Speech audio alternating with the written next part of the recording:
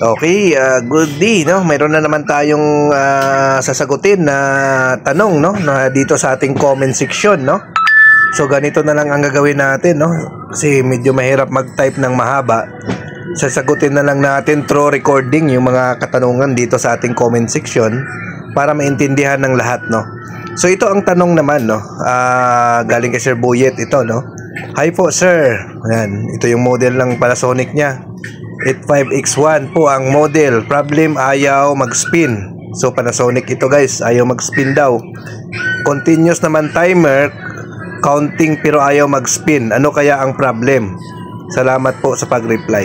So ang problema nito, sir, sa yung washing machine, una, kapag ito ay nag-stuck after mag-drain tapos wala kang marinig na humming or ogong sa ilalim, ang problema po nito ay water level sensor or yung pressure switch, kaya hindi siya nag-spin, no? Kaya yung nangyari, nagka-count lang yung oras pababa pero hindi siya nag-spin. Pangalawa, sir, kapag ito ay may humming sa ilalim or ogong, maaring dumudulas na yung belt mo, no?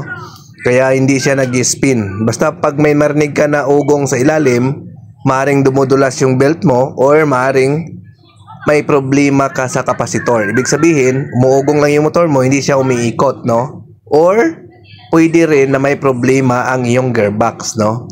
Pero kapag ang ilalim ay walang reaction, walang ugong, walang humming, yung oras counting lang, bababa ng matagal, counting, walang ugong, wala kang marinig na umaandar na motor sa ilalim, ang problema po nito ay water level sensor, no? So, yun. Marami talagang problema, guys, pagdating sa ayaw mag-spin dry, no? Marami ka talaga yung considered, no? Hindi lang basta-basta sensor, no? Hindi lang basta-basta motor, hindi lang basta-basta kapasitor. Kailangan lahat yan yung considered mo, no? So, ang kailangan mo lang, obserbahan mo yung washing machine, no? After niya mag-drain, tingnan mo kung anong reaction ng washing, no? Kung may marinig kang ugong sa ilalim or humming, ibig sabihin, check mo yung gearbox mo, baka may nakaipit. Check mo yung kapasitor mo, baka mahina na. Or check mo yung motor mo, baka mahina na rin, no?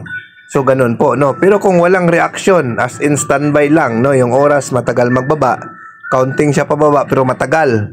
Walang reaction yung motor, walang ugong na narinig, automatic, guys, sensor ang problema niyan, no? So, ayan.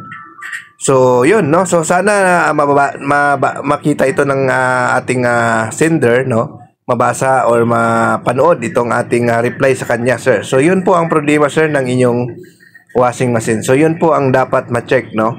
Ayan. Okay, thank you so much. Bye-bye.